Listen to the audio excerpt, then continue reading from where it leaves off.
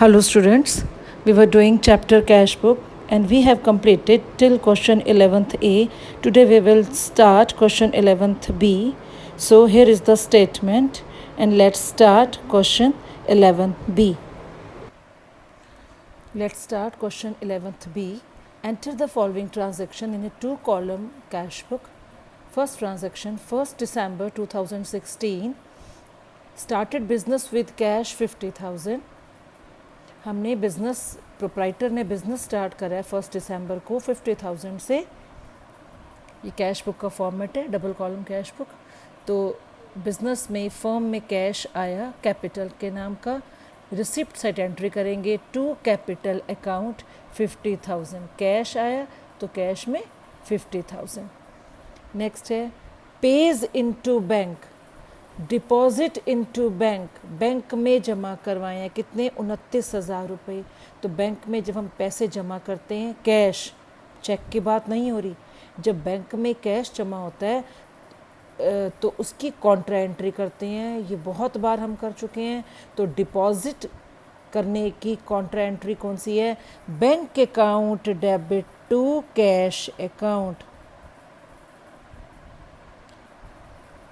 मैंने बहुत बार पहले भी बताया कि जब भी कॉन्ट्रा एंट्री आए, डिपॉजिट बैंक में कर रहे हैं या बैंक से निकलवा रहे हैं, उसकी जर्नल कर लो।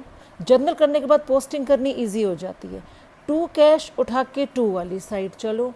टू कैश अकाउंट बैंक में 29,000, ये सी फॉर कॉन्ट्रा। और जो ये बैंक है ये बाय में आ जाएगा। बाय बैंक अकाउंट कैश में 29,000 अपोजिट साइड लिखेंगे एंड सी ज़रूर लगाएंगे कॉन्ट्रा एंट्री के लिए। 3 दिसंबर की देखो, received cheque from Raja and company. यहाँ पे इस एंट्री को ध्यान देना, पहले कर चुके हैं। राजा एंड कंपनी से हमें रिसीव हुए 800 रुपये और डिस्काउंट अलाउड हमने दिया उनको discount 20। It means Raja and company ने हमारे 820 रुपये देने थे। ध्यान से देखो, हमें रिसीव कितने हो रहे हैं, चेक कितने का मिल रहा है, हमें चेक मिल रहा है 800 रुपये का। इट मीन्स 20 रुपये हमने उनको डिस्काउंट दे दिया। तो अब डिस्काउंट की तो एंट्री जर्नल प्रॉपर में करेंगे क्योंकि यहाँ पे कैश बुक में डिस्काउंट का कॉलम नहीं होता। तो ये डिस्काउंट अलाउड की एंट्री जर्नल प्रॉपर में हो जाएगी। अब क्योंकि जो चेक मिला है हमने डिपॉजिट नहीं करवाया सेम डे 3 तारीख को, तो इसकी एंट्री नहीं होगी। अब ये ध्यान रखना, इस एंट्री में हम आगे 5 तारीख की, 10 की, 12 की और एंट्री करते जाएंगे, लेकिन इस 3 तारीख की एंट्री को याद रखना कि ये चेक आया, अभी तक डिपॉजिट नहीं हुआ। और यदि बच्चों आगे फर्दर 30 तारीख तक यदि इसकी इन्फॉर्मेशन आ जाती है कि ये चेक जमा हो गया तो एंट्री कर देंगे। मान लो ये पूरा क्वेश्चन ख़त्म हो गया है और इसकी कोई भी इन्फॉर्मेशन नहीं है कि जो राजा एंड कंपनी से चेक मिला था ये जमा हुआ या नहीं हुआ, तो हम इसको एज्यूम करेंगे कि 3 दिसंबर को ही हमने जमा कर दिया था। तो इसको भी हमने ध्यान में रखना है कि ये चेक जमा नहीं हुआ, हमारे पास ऑफिस में ही पड़ा है, इसलिए अभी तो फिलहाल इसकी एंट्री नहीं होगी कैश बुक में। 5 तारीख की देखो आगे, withdrew cash from bank for private use. Private use word आ गया, private, personal, domestic. Private use के लिए जो प्रोप्राइटर है, मालिक है, बैंक से पैसे निकलवा रहा है, तो प्राइवेट यूज़ के लिए क्या वर्ड यूज़ करेंगे? ड्राइंग। फर्म से जा रहा है पैसा तो 5 तारीख को बाय ड्राइंग्स 240 रुपये बैंक से जा रहे हैं, इसलिए बैंक कॉलम में। 10th, purchase goods for ₹1 lakh, 1 lakh के गुड्स परचेज करें। IGST 18%। IGST लग रहा है, इट मीन्स हमने किसी और स्टेट से गुड्स परचेज करें हैं। तो 1 लाख का हम बायर हैं, इस एंट्री में परचेजर हैं। 1 लाख का सामान परचेज कर रहे हैं, 18% IGST देंगे। 1 लाख का 18% 18,000 मीन्स टोटल हम 1,18,000 देंगे। और ये सारी पेमेंट कैसे जा रही है? चेक से। तो ये पेमेंट है, क्रेडिट साइड आएगी। 10th, by purchases 1 lakh bank column में। बाय इनपुट IGST, जब परचेज करते हैं तो क्या वर्ड यूज़ करेंगे? इनपुट। By input IGST 18,000। तो टोटल पेमेंट हमने दी है 1,18,000 की। Sold goods for ₹1.5 lakh, 1.5 lakh का सामान बेचा। ट्रेड डिस्काउंट 20%, ट्रेड डिस्काउंट को बुक्स में शो नहीं करते। IGST 18%, हमने सामान बेचा है। अब इस एंट्री में हम सेलर हैं, सामान किसको बेचा है? जो किसी और स्टेट का है, किसी और स्टेट में जाकर हम सामान बेच रहे हैं, तो IGST मिलेगा, सेलर को GST मिलता होता है।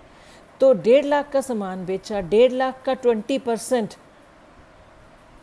30,000, तो 1.5 लाख में से 30,000 गए, 1,20,000 हमें मिलेंगे जो गुड्स बेचे, और साथ के साथ हमें IGST भी मिल रहा है, हम सामान बेच रहे हैं, बायर हमें देगा।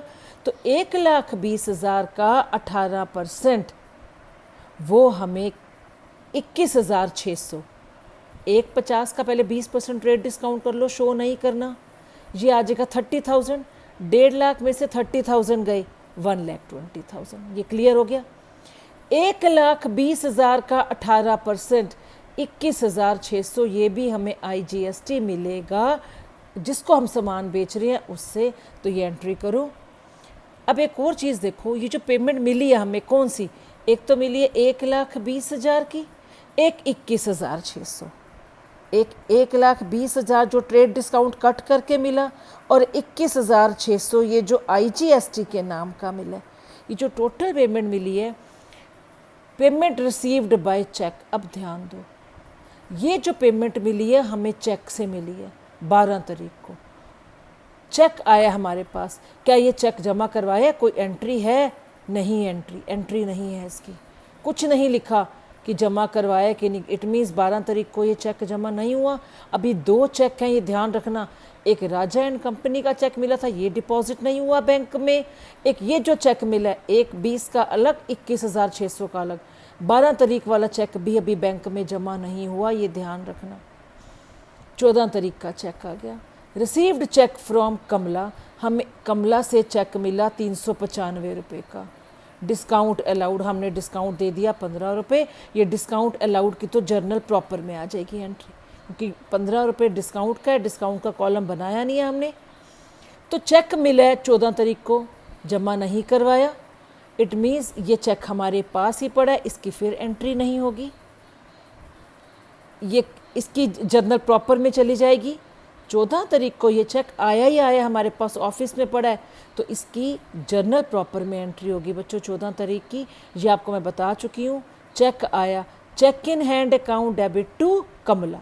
14 तारीख को चेक आया है, डिपॉजिट नहीं करवाया, तो ये 14 तारीख की जो एंट्री है वो आएगी चेक इन हैंड, जो चीज़ आई है वो डेबिट करो टू कमला। किसने दिया हमें? कमला ने दिए 395 रुपये का। ये जर्नल प्रॉपर में एंट्री हो जाएगी, कैश बुक में एंट्री नहीं होगी। अब देखो, अभी जो 14 तारीख को चेक मिला हमारे पास ही पड़ा है, 2 दिन तक हमारे पास पड़ा रह गया। 16 तारीख को कमला's चेक, जो कमला ने चेक दिया था, मीन्स 395 वाले चेक की बात कर रहे हैं। कमला's चेक एंडोर्स्ड टू बाला, 395 रुपये वाला कमला का चेक उठा के हमने बाला को दे दिया। Endorse to Bala, to give, transfer कर दिया, बाला को हमने दे दिए 395 रुपये वाला चेक। आगे क्या लिखा है? In full settlement of her account of ₹425, यानी कि बाला के देने हमने 425 थे, हम बाला को 395 रुपये का चेक दे रहे हैं और कह रहे हैं तेरा मेरा हिसाब बराबर। मीन्स बाला को अब और 30 रुपये की पेमेंट नहीं देंगे। कमला वाला चेक उठाकर बच्चों हमने बाला को दे दिया। अब चेक के ऊपर का अमाउंट हम लोग चेंज नहीं कर सकते।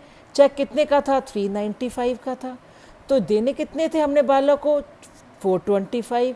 तो 395 रुपये का चेक दे रहे हैं, और चेक देने के बाद और हमने उसको ये कह दिया इन फुल सेटलमेंट कि अब हमने और कोई पेमेंट नहीं देनी। तो अब इस एंडोर्समेंट की भी कोई एंट्री नहीं होनी। पहले एक चेक आया, ना कैश अफेक्ट हुआ ना बैंक अफेक्ट हुआ, वही चेक उठाकर बाला को दे दिया हमने। यहाँ इस एंट्री में भी ना कैश अकाउंट अफेक्टेड हो रहा है ना बैंक अकाउंट अफेक्टेड हो रहा है, इसलिए इसकी भी कोई एंट्री नहीं होगी। पर आप एक चीज़ यहाँ ध्यान देखो, जो चेक आया आगे चला गया ना। यहाँ पे अभी 2 चेक पड़े हैं बच्चों। एक राजा एंड कंपनी वाला चेक मिला था, उसका कुछ भी नहीं करा। एक 12 तारीख को जो हमने गुड्स बेचे थे, पेमेंट आई थी, इस चेक का भी अभी हमने कुछ नहीं किया। 29 तारीख की paid rent by cheque, rent दे रहे हैं 1,000, चेक से पेमेंट गई है, बाय रेंट बैंक कॉलम में आ जाएगा। डिपॉजिटेड इनटू बैंक, बैंक में जमा करने हैं, ये कॉन्ट्रा एंट्री है। क्या क्या जमा करने हैं? Balance of cash in excess of 450। यदि कैश का बैलेंस 450 रुपये से ज़्यादा है, एक्सेस मीन्स ज़्यादा, पहले कैश का बैलेंस निकालना है। और यदि 450 से एक्सेस है कैश का बैलेंस, वो बैलेंस हमने जो अमाउंट आएगा उसको हमने डिपॉजिट करना है बैंक में, मतलब उस अमाउंट से कॉन्ट्रा एंट्री हो जाएगी। अब बच्चों यहाँ ध्यान दो, क्वेश्चन कंप्लीट हो गया। ये दो चेक एज इट इज़ पड़े हैं हमारे पास ऑफिस में। कौन सा? एक राजा एंड कंपनी वाला चेक 800 का, एक जो 12 तारीख को गुड्स हमने सोल्ड किए थे। ये चेक हमारे पास पड़े हैं। इन चेक को डिपॉजिट नहीं करवाया, कहीं एंट्री नहीं है देखो, और क्वेश्चन ख़त्म हो गया। तो in the absence of any information, यदि बुक में क्वेश्चन में एक चेक आया और चेक के जमा होने की कोई भी इंफॉर्मेशन नहीं है बच्चों, तो हम खुद एज्यूम करेंगे कि ये चेक हमने बैंक में अपने आप जमा कर दिए। अब ये 3 तारीख वाला चेक भी अपने आप जमा कर दो सेम डेट को, और 12 तारीख वाला चेक भी अपने आप बैंक में जमा कर दो। ये देखो 3 तारीख वाला चेक टू राजा, बैंक में 800 रुपये अपने आप डिपॉजिट कर दो, क्योंकि इन्फॉर्मेशन नहीं है डिपॉजिट करने की, तो हम ये एज्यूम करेंगे कि हमने खुद ही जमा कर दिया था।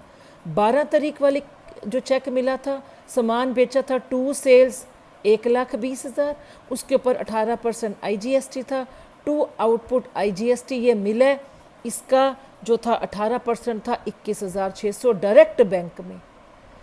क्योंकि इन दोनों चेक की, एक 800 रुपये वाला चेक और एक ये दो जो चेक मिले थे, इसकी बच्चों कोई भी इंफॉर्मेशन नहीं थी चेक की बैंक में जमा करने की, तो ये एज्यूम करेंगे कि ये चेक हमने खुद डिपॉजिट कर दिया है बैंक में उन्हीं रिस्पेक्टिव डेट्स पे। तो अब बच्चों ये लास्ट करेंगे कि बैंक में जमा करने हैं क्या, 450 से ऊपर का यदि एक्सेस बैलेंस है। जब इस तरह की एंट्री आ जाए, पहले आप यहाँ तक क्वेश्चन कंप्लीट कर लो, इसको सबसे लास्ट में करेंगे। और वो क्या, पहले कैश बैलेंस निकालेंगे कितना है।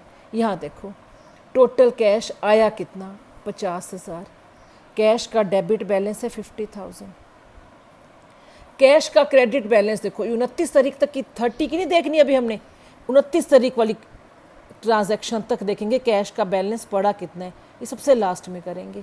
अब 29 तारीख तक देखो, यहाँ तक बच्चों, यहाँ तक हमारे पास पेमेंट कितनी गई है, सिर्फ 29,000। रिसिप्ट साइड कैश आया कितना है, 29,000। पेमेंट कितनी है, 29,000। ये है कैश बैलेंस। तो इस आया इतना, खर्चे हो गए इतने, इट मीन्स अभी भी 21,000 फर्म के पास कैश बैलेंस पड़ा है, बिल्कुल पड़ा है।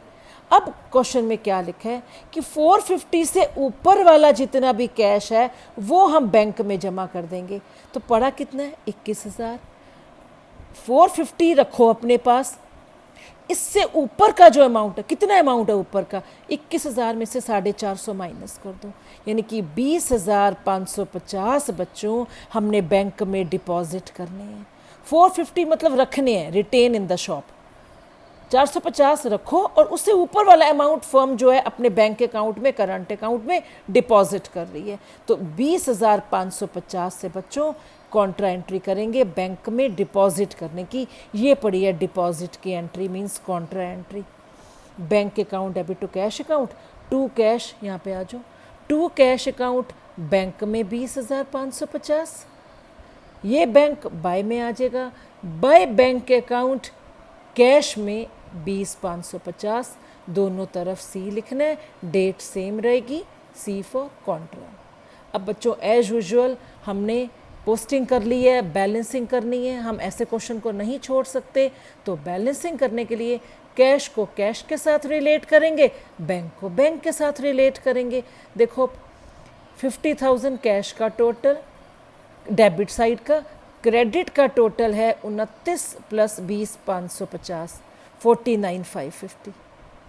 ये साइड लेसर है, ये साइड छोटी है, तो बैलेंस कैरिड डाउन कहाँ लिखेंगे, क्रेडिट साइड। कितने से छोटी है, इन दोनों को माइनस कर दो, 450। बैंक को बैंक के साथ रिलेट करो, देखो बैंक में आया कितना है, ये रिसिप्ट साइड है, 1,91,950। बैंक से गया कितने, 1,19,240। ये साइड छोटी है तो बैलेंस कैरी डाउन यहाँ लिखेंगे, आपस में माइनस कर दो, यानी कि 72,710। कैश का बैलेंस अभी भी फर्म के पास इतना पड़ा है, बैंक का बैलेंस भी फर्म के पास पड़ा है। इट मीन्स ये बैलेंस का कब यूज़ होगा, नेक्स्ट मंथ। तो ये पहले लाइन क्लोज करो, मंथ एंड हो गया। इन दोनों कैश और बैंक बैलेंस को हम कैरी फॉरवर्ड करेंगे 1 जनवरी टू बैलेंस ब्रॉड डाउन, ये BD लिखा है 450 एंड 72,710। तो ये था क्वेश्चन नंबर 11th B। इसको बार बार प्रैक्टिस करो, अपने आप से क्वेश्चन करो। तो इस वीडियो को लाइक करो, शेयर करो एंड सब्सक्राइब तो बच्चों ज़रूर करो। एक एक क्वेश्चन की वीडियो बनाकर आपको भेजी जा रही है, इसका पूरा बेनिफिट उठाओ। वीडियो को सब्सक्राइब करो ताकि आगे आपको लेटेस्ट अपडेट मिल सके। Till then bye bye.